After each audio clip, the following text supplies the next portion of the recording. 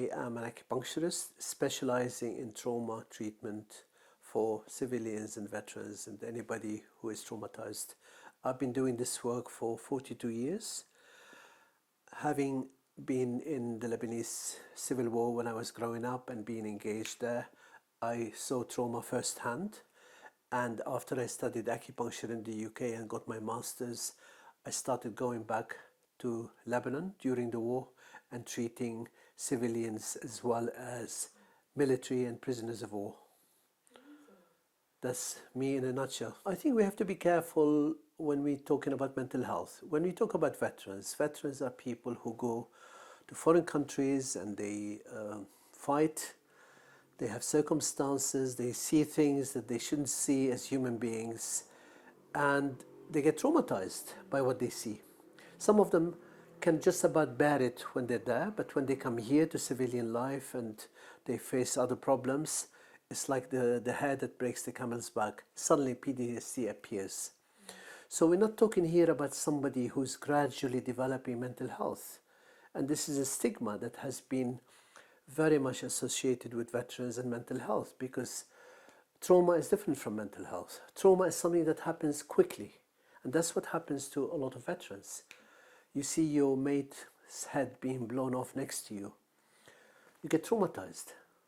1 minute you're okay, another minute you're not. Of course it's going to affect the mind, but it's different from real mental health problems. Because when you remove the trauma, and that's what we do at Stand Easy for the past 8 years, I've seen over 400 veterans. We also had the research done by Health Watch Norfolk, which is an NHS with 21 veterans, and we had 100% success. And there were severe people with trauma and PTSD, and you say mental health. But when we removed the trauma, these people were perfectly healthy people who could function 100%. So we have to differentiate between real mental health and trauma. And I think most veterans suffer from trauma. The analogy of it, I will give you an analogy, is if you have a virus, 1 minute you're okay? 1 minute you have a bad virus or a flu. What do you get? You get fever, you get achy joints, you get sore throat, you feel completely exhausted, sluggish, you want to go to bed.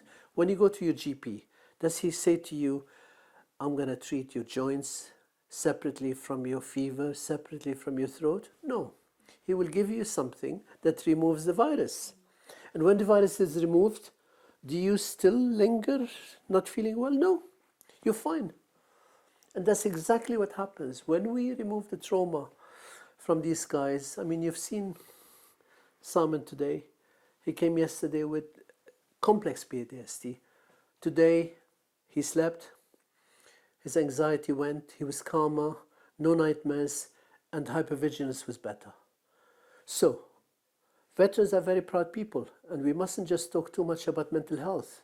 We should address trauma as a direct result of war and circumstances that's beyond any human being's endurance. Absolutely. Thank you.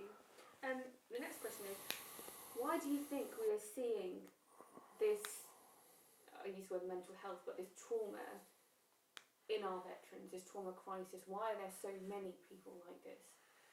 That's the nature of war. I mean, I was brought up in Lebanon. I've seen things that people shouldn't see, people being shot in the back of the head, executed, you know. So if you are day in, day out, and even emergency services here, you know, you have paramedics, you have the police attending incidents that are really you don't want to see after a serious accident, and you day in, day out, you're fighting, you're seeing your mates being shot or being killed or stuff. Your body can't cope with it, and you can cope to a certain extent, and suddenly something happens. Suddenly you've had enough. You know what I mean? Yeah. And a lot of them, as I said to you before, it's like they're okay, and while they're fighting, they come here to Civil Street, they say, to civilian life, and everything is difficult. They're not used to it. They're on their own. They can't function. Nobody does things properly in civilian life, not like the military. The military, everything is done according to very strict rules, A, B, C. Everybody knows their job. Here, it's all chaos. And when you're on your own, when you're drinking and you have problems or you can't get to somebody on the phone, your stress levels rise and rise and rise, and suddenly you develop PTSD. PTSD is a culmination of a trauma with whatever else that triggers it to manifest itself. Sometimes instantly, if you see an incident that's really bad, or it can manifest much later.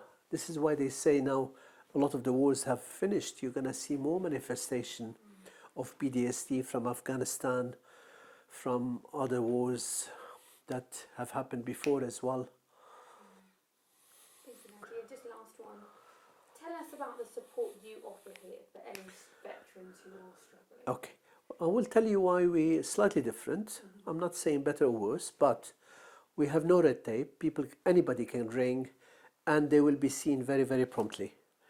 Most of the time, within 3 to 4 days, we see people if they can come, because we feel that veterans who are drowning should not wait, especially 3 months to 6 months to get a diagnosis, and then you have either to put them on medication or sort out talking therapies, which also take a long time.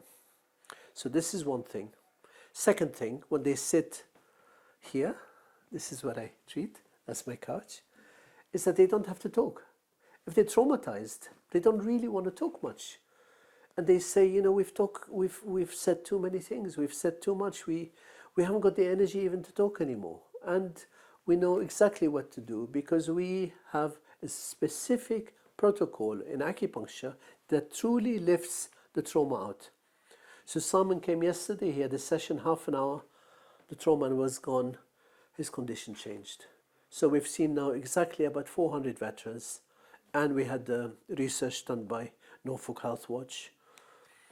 And we know how to do it, and they do it, and under no strain. I wanted to provide a space for veterans which is not challenging, which is not stressful. So they come here, they're welcomed by Charlotte downstairs. They fill a tiny, tiny form with the name and the symptoms. They come here. If they don't want to talk, they can lie straight on the couch, they get treatment, and they get better. Instant. I do what works, not what I must do and must talk, because a lot of them come here expecting to talk and they dread it. And when you say to them, please, just lie on the couch, we'll look after you, we'll take care of you.